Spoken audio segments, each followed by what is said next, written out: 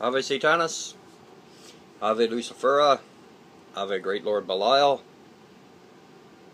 Ave Great Lord Leviathan, Ave Beautiful Queen Lilith, True Mother of all demons and the True Queen of the Night, Ave Great King Asmodeus, my great patron demon, Ave Great King Asmodee, Ave Great Lord Belial, Ave Great Lord Leviathan, Ave Great Queen Astaroth, Ave Great Queen Tiamat,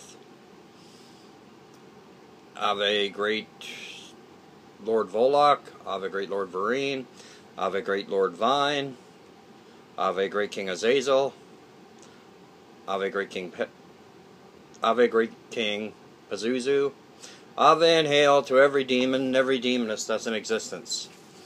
I wanted to do this video on one thing that is holding a lot of people back, I feel. I think that it's holding a lot of people back because they get so far, right? They get so far into what they're doing, into their path, you know, into say Satanism, or black witchcraft, or even necromancy for that matter, whether it's traditional Satanism, you know, spiritual Satanism, theistic Satanism, those general anti-cosmic Satanism too for that matter. Now, a lot of people, I believe, okay, this is just my opinion, I'm just, you know, your average nobody, right? I'm just your average person that, you know, does videos for Father Satan. And with that being said, now, a lot of people's fear, okay, that they have when they start into Satanism, you know, left-hand path in general, comes from one book. Like, it originates from one book, from stuff that people wrote thousands of years ago, hundreds and thousands of years ago, okay? And somebody put it all together in one big book and called it a Bible, okay? Now, that being said, in that book, okay, in that book called the Bible, and believe you me, I know the Bible inside and out. And I'm not joking, I really do. Like the Zion Bible. Not the Quran, not the Torah. I don't know much about it. I never studied the Quran at all. I never studied the Torah.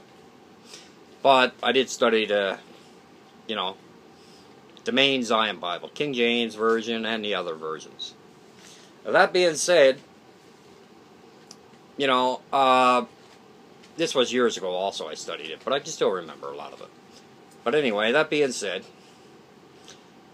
I know that a lot of people, because it says in there, man, it says in there that if you worship idols, if you worship idols, if you do go before what they call false gods, right? If you do anything that is not written in that book, you're damned to eternity of hellfire and brimstone. Okay? Now, also, in saying that, you have preachers who have taught people over millennials and scared people, like, frightened people to death, basically. Right? You know, fear tactics. Works perfect. Right? What a better way to control the population? Like, you think about it. Fear tactics, scare tactics, stuff like that. You know, and in saying that, now, and getting back to what I was talking about, now they also, in doing that, the parents telling the kids telling their kids, grandparents telling grandkids, you know, grandmother, you know, whatever. It's all the same thing. Fear tactics. It all goes back to fear. And the thing about it is a lot of people, and I mean like probably billions, have it here. And they have a lot of trouble, when they come to the left-hand path, they have a lot of trouble communicating or communing. As a really good sister Carrie Darkstar says, communicate. She says communing with the ancient gods, or with demons or demonesses, as I call the female demons. Now, that being said, it's all like a mind control thing. It's like we're all it's like everybody's sheep, and they just follow wherever, right? I ain't no sheep. I'm a fucking wolf, and I'll die a wolf. Supposing I die tonight in my sleep. I'm just saying, right? I hope I don't, but I'm just saying. By that being said, we have to, when we come in contact, when we do rituals, we obviously have, when we start out on the left-hand path, in Satanism especially, we have to do a renunciation ritual. You have to. And when you're doing that, you have to mean every word you say. Because you got to remember, that's a contract you're making right there. Basically, you're throwing everything in the past away, religion-wise and belief-wise, and you're starting fresh. You're starting clean slate, new. Now, that also being said, a lot of people have a lot of trouble of clearing their mind of it, and it's in the back of their mind, and they think that the first thing they think of is, okay, well, say I do a ritual to Lord, let me think, Lord Beelzebub, just for example, right? And they think that if they do an invocation, or an evocation, like do a ritual, or a rite, and they believe, because it's still in the back of their mind, right? If they don't clear it, that if they do a ritual or a rite to, say, Lord Beelzebub, they think that the first thing that's going to enter their mind is, okay, what happens now if I go to sleep and he comes? Or if during the ritual he comes. And he's, like in the way that the right-hand path described the demonic. You know, in the ancient gods, they describe them as, you know, I don't even have to tell you. You know, they describe them as horrid beasts, just we'll tell it like it is. You know, and that being said, now, before we do that, we have to clear our mind. When we do renunciation, a renunciation is basically getting rid of everything that you believed in the past. Every part of your childhood beliefs, everything your grandmother told you about, you know, if you swore, or if you stole something, or if you jaywalked, you'd end up burning in hell. Now, you got to get rid of all that. And it's not easy. Like a lot of people say, oh, it's nothing to it. It's not easy. If you were raised in a Zion family, okay, and had this stuff ingrained in your brain ever since you come out of your mother, it's hard to get rid of. But in saying that, Father Satan will help you get rid of it, and so will Lord Lucy Fudge Raphael. Every demon in existence will. Every ancient god will. But you have to be willing to put yourself out there. They're not going to do it unless you put yourself out there. They're not going to do it unless you want it and need it. They know you need it. You know, the demonic know what you're thinking even before you think it. They know you need it, but they also want you to make the first step towards it. Because if you're not willing to make the first step, they're not even going to bother with you because you're a waste of time. I honestly believe that. And that being said, many of us, or not me now personally, but I had to do the same thing. I had to clear my brain from all the bullshit that I heard over the years. But I did. It took me a long time to do it, but I did. Now that being said, there are, one thing about it, we have to, when we do rituals, excuse me, there, I had a scratch. One thing about it, when we do rituals or rites, we have to forget everything we read. Well, not almost everything, but, you know, keep some things maybe. and dive in. But we should, not saying we have to, but we should learn as much as we possibly humanly can about whichever ancient god that we are going to work with. Like, say, Lord Behelbegor. We should learn as much as humanly possible as we can learn about that demonic entity. And in saying that,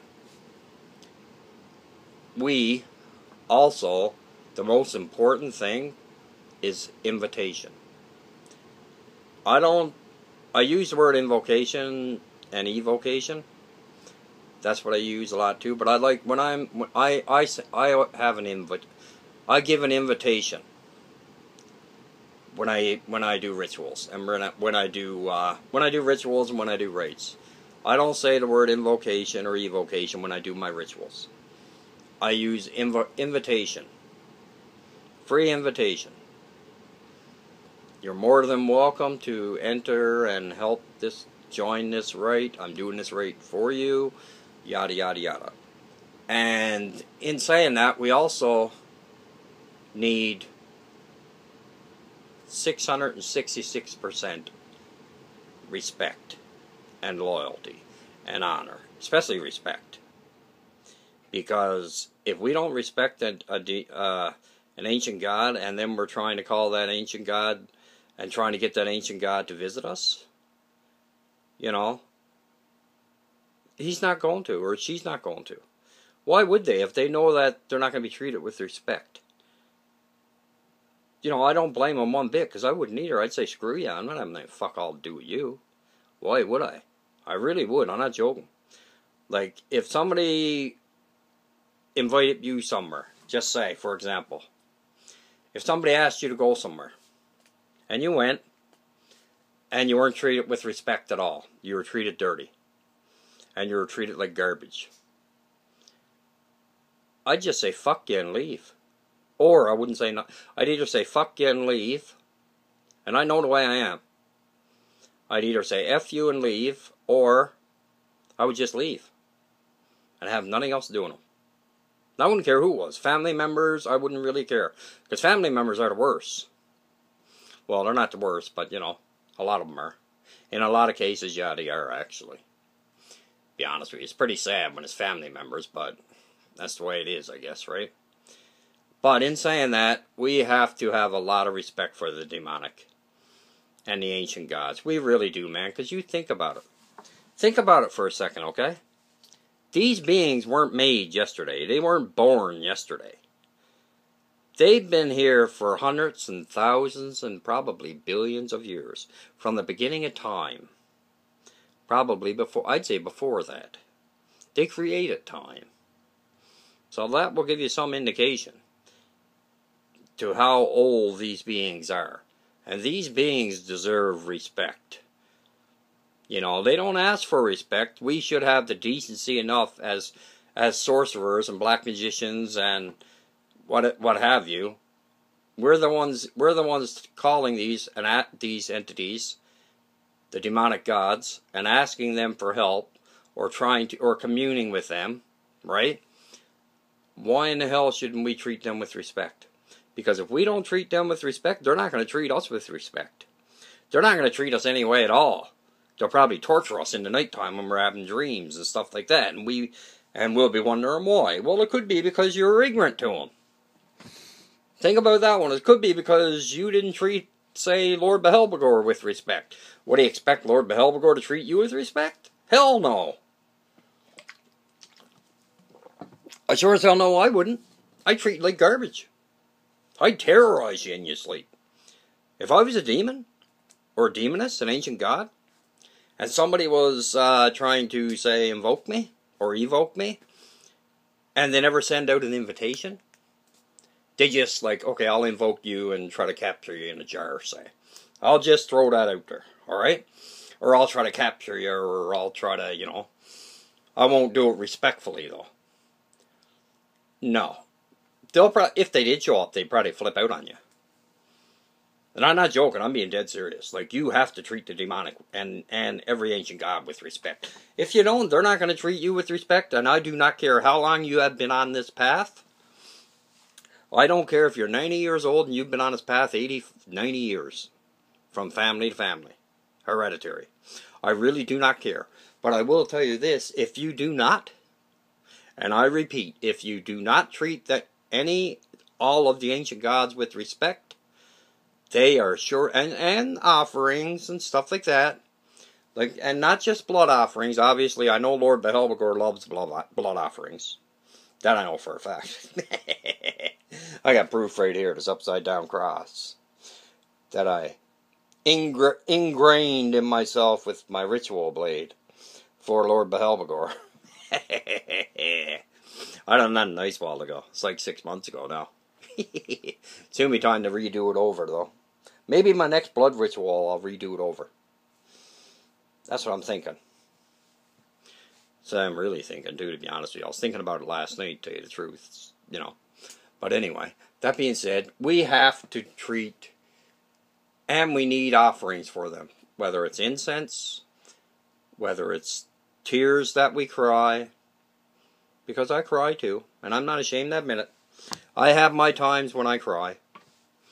I'm man enough to admit it, man. You know, I might be full of tattoos and what have you, but I have my moments that I, you know, like everybody. Everybody does, unless you're an idiot. No, in my opinion, in my honest opinion, if you don't, at some point, at least let one drop come down here, or here, you're full of shit. I don't care who the person is. They're lying right through their teeth. And that being said, we need to give them offerings. We have to. Just like you would like someone giving you stuff. They feel probably the exact same way.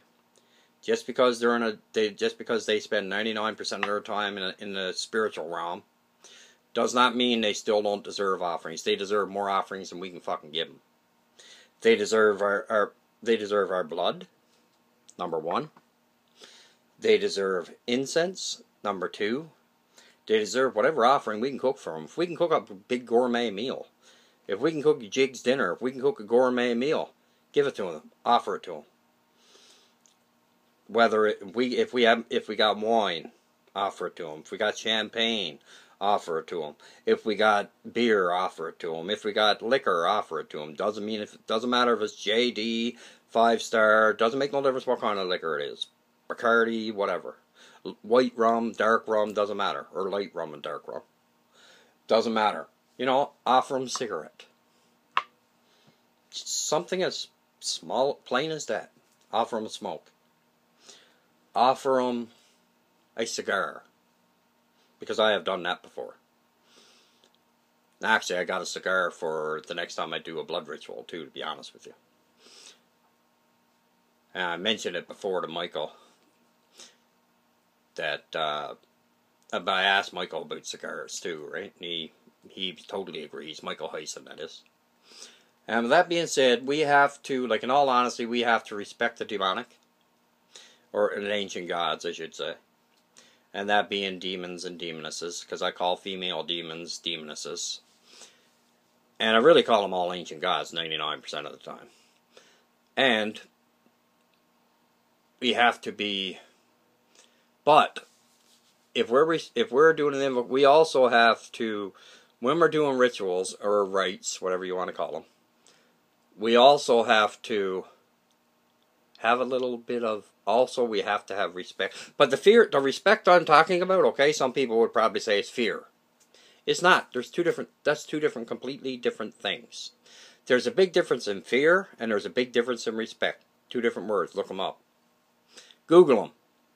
The meaning of fear, the true meaning of fear, the true meaning of respect. There's a big difference in respect and fear. Fear is what the Zion Church tries to pump into people and has been pumping into people for thousands of years. And that's where that book came in. Fear is what's in that book, to try to brainwash people and pump people full of fear. And it worked.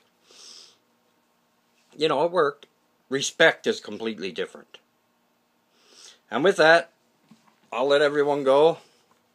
Ave Satanis, Ave Lucifera, Ave Lord Belial, Ave Great Lord Leviathan, Ave Beautiful Queen Lilith, Ave Beautiful Queen Tiamat, Ave Queen Astaroth, Ave King Asmodee, Ave King Asmodeus, Ave King Pazuzu, Ave Lord Volok, Ave Lord Vine, V-I-N-E.